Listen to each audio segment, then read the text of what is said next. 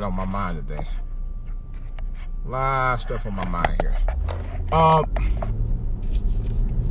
was thinking. I was harking back to something I thought about a while back. I can't get it. I can't actually remember what the heck it was. Anyhow, it's a couple of things here. First of all, these goddamn drivers who drive like they losing their mind out here because the weather got so good today. My wife was just telling me she was on motorcycles blazing by her earlier. You know, it sounded like it was like right next to her when I was talking to her. Number two, it also harkened back to a time where I was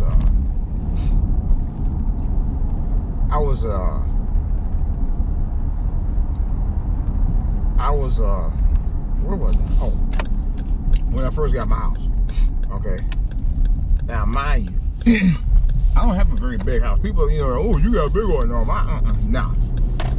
And I'm not bragging or anything. It's not nice, but it's not a big, it was an older house when I bought it. It wasn't exactly a brand new house. So, what I was saying, I'm trying to say is,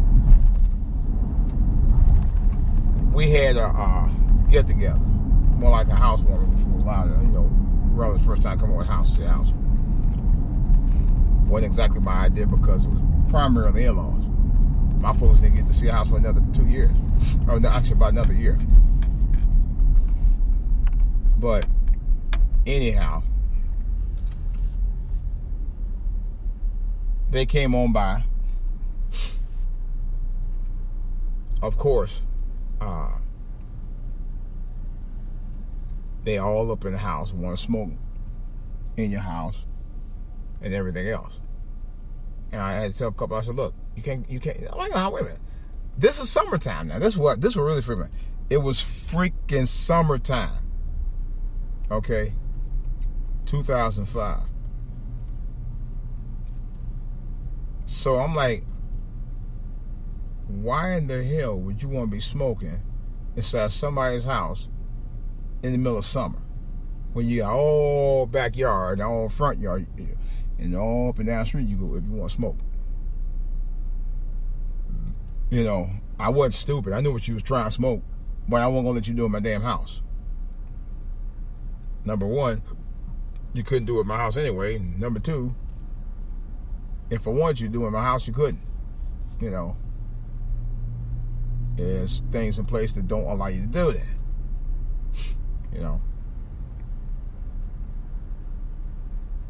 But it was just weird. It was just summertime. You want to smoke in my house? No, you go outside and smoke. They don't be burning trees in my house. You gotta be out your damn mind. No, take it outside. Just take it away. I don't want you around me with that stuff. That was many years ago, and this is why I don't deal with a lot of riffraff. Seriously. And it doesn't matter about whether you related to them or whether they're in-laws. Riffraff is riffraff. Period. I don't want to deal. That's just me. Some of y'all will be like, you think you better than me? No, I don't. I'm not like that. I roll with the best of them, and I roll with sometimes with the rest of them. But it don't bother me anyway. I hung out with, dudes on the streets. I played ball with dudes on the streets. At the same token, I'm just a regular guy like everybody else. I like my peace and quiet too. I ain't about all that drama. But here's the thing though. I mean, they were just, it's just funny how black people always talk about, we need to elevate and we need to do this. And then you do it, everybody else wait for you to pick them up and pull them out. Pull them up. Waiting on it. Yeah. I just got into an argument with my mom about that a little while ago about, because she's with the old school mentality about waiting on the Lord and all that. And I understand where she's coming from on that. This fool door. I truly do. But the thing of it is, though, faith without work is dead. It truly is.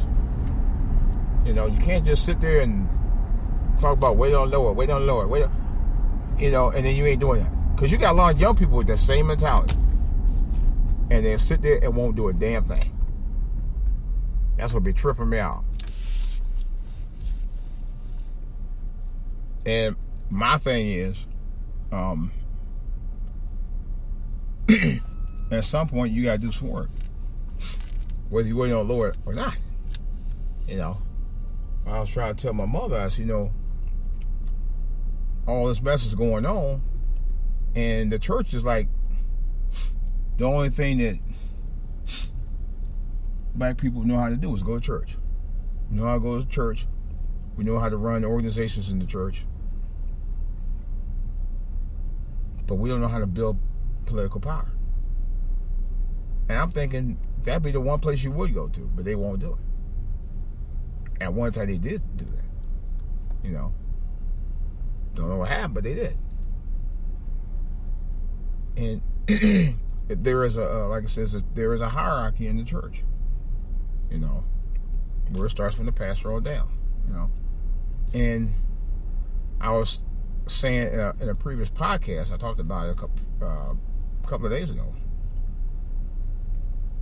where I kind of feel like now, I mean, I'm more active probably now than I've ever been in the church, and yet I still feel like, you know, it's still kind of like people can either still be condescending towards you or try to belittle you a little bit by making little snide comments, or in some cases, like I was doing the last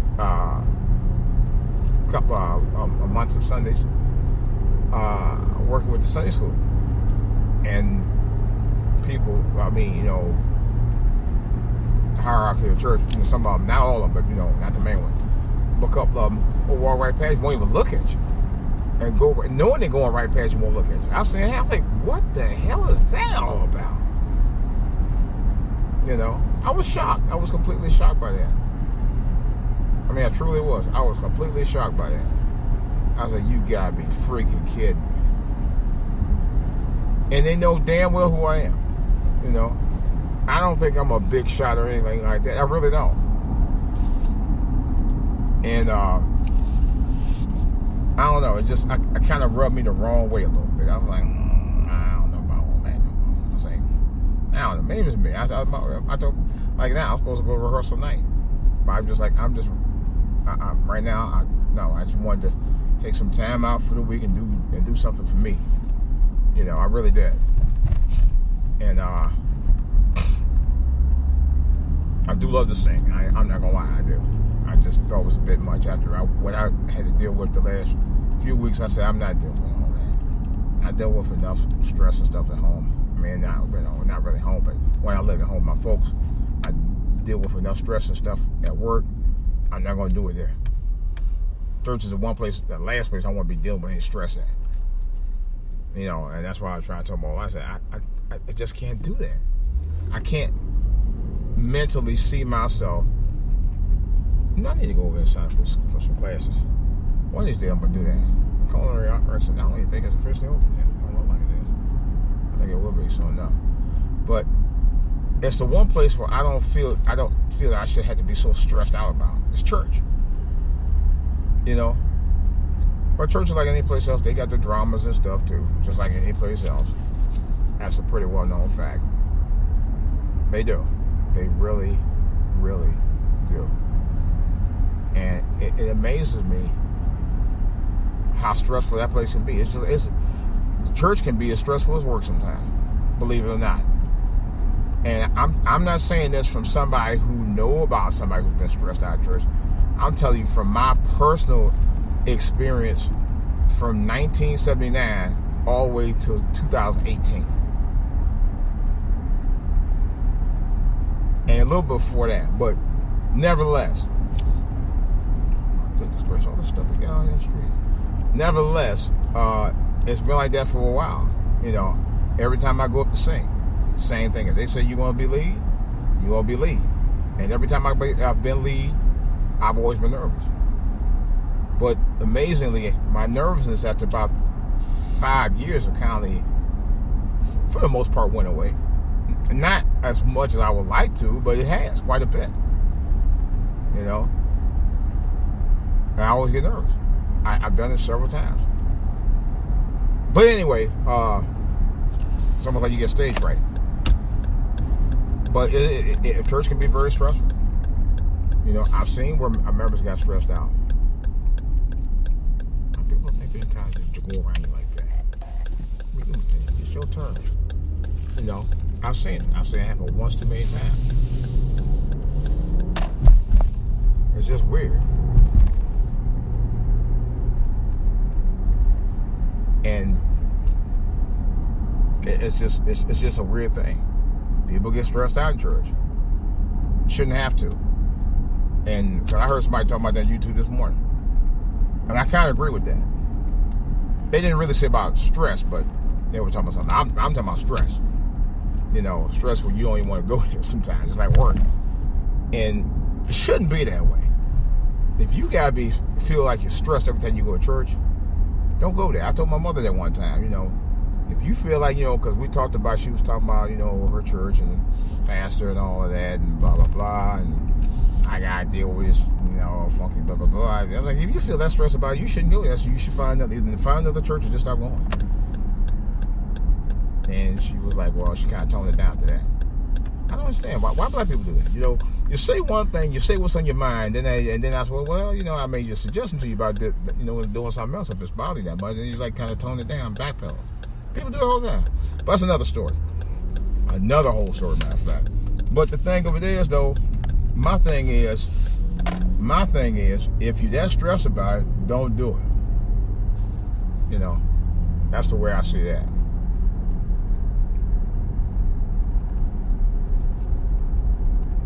That's exactly where I see it.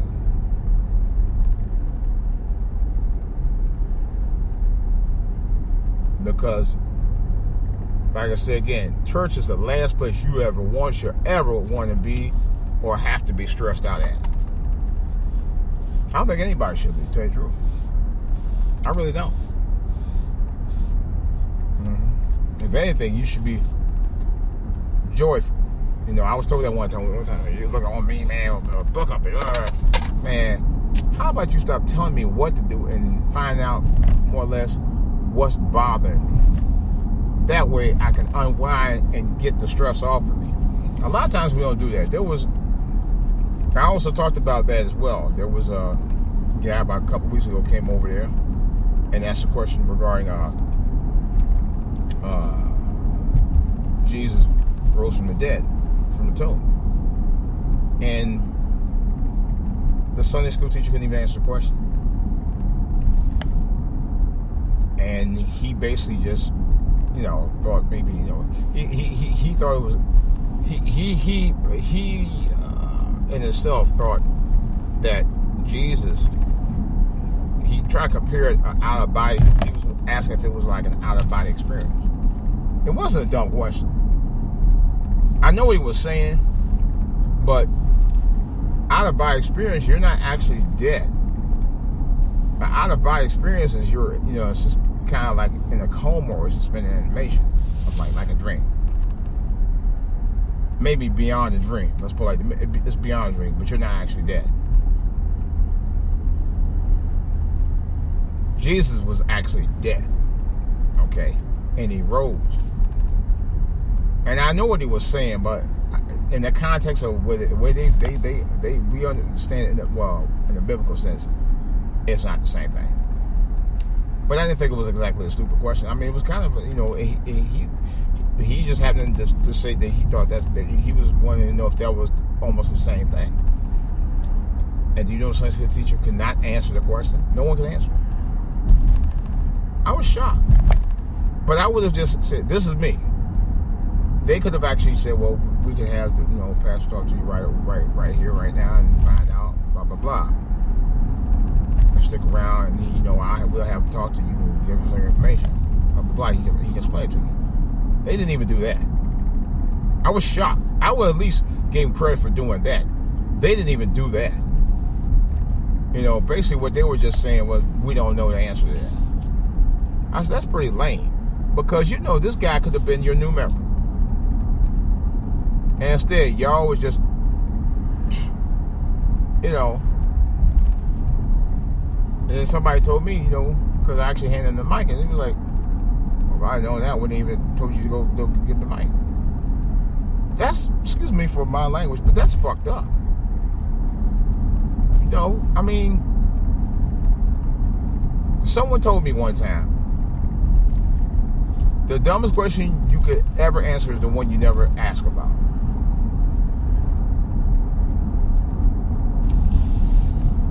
And he asked, but it wasn't, to me, it wasn't really a dumb question. He just wanted to clarify. I'm like, maybe he didn't know the difference. You know? But, you know, and that was a few weeks ago, and that's when I kind of felt some kind of way about the church as a whole. You know? I don't know, it was just, I don't know. I didn't like that. It bothered me. Because that's what you're there for. We're there to fellowship, and we're also there to be there for each other as a church, as a family as a whole, being a part of the church. And you wouldn't even bring yourself to even get somebody to try to clarify what he wanted to know. Not even the pastor. I mean, the pastor, I don't remember he was in or out. He might have stepped out from it. But that's a damn shame. That's a damn shame. That was a damn shame. Y'all could have answered this question. They didn't want to answer this question.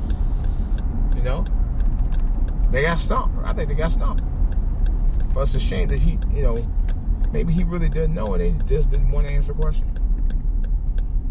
I thought it was messed up that they didn't know. I really did. I still do. You know? Oh, wow. They should have answered it. Like I said, for all intents and purposes, for them not to answer it was complete BS. As far as I'm concerned. That's kind of messed up. I'm still a little fucked up about it. You know? Maybe that's the reason why I don't, I'm not, you know, I don't really roll with church folk like that. And truthfully, I don't. Honestly, I just thought about that. There are 3 people that I'm not even friends with. I don't have 3 friends up at that church. I've been there 6 years. You know, I had one other experience where there was a program. This wasn't Sunday service. This was like a Saturday. They had some kind of Saturday special program. I don't remember what it was, and it wasn't like a formal program at that. Now, if it was formal, I can understand. It wasn't even formal. So one of the members walked in a jogging suit. Okay, it wasn't even a fancy jogging suit. It was just regular gray, you know, the gray type, gray colored, big old size jogging suit. All right. Now I had on a shirt. I think I had a shirt, vest, and jeans or something. I don't remember what it was. It was like a shirt and it was a dress shirt. I think I had a vest on. I had some maybe dark colored jeans, and they were ironed, they were pressed, and some dress shoes. So one of the deacons was talking about, looked at me like, he shake his head like, no. Yeah. You know you can't wear jeans, right?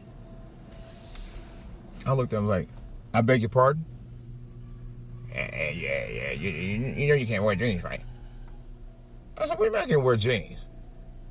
This ain't regular service. This ain't the formal service. This is just a Saturday program they had up here at the church. And I said, look at Deacon so-and-so. He had on gym clothes. Okay, basically, you know, he had on jogging suit and some Reeboks or something like that. You know, some black loafers or something like that. They weren't even loafers. They were tennis shoes. I was more formal than he was. But you question me because I had on jeans. Y'all keep forgetting. Jesus had a robe. And I'm not sure much else, but he wore a robe his whole life. That's the contradiction about church. They always say come as you are, but I heard another someone taught Sunday school when as a matter of fact she taught this past Sunday. She was talking about, well, when they say come as you are, they mean you don't come up there dressed up in anything. You have to, you know, you have to be looking presentable and blah blah blah. I kind of read about the presentable part, but come as you are to me, has always meant come as not only as you are the way you dress, but come as you are as a person.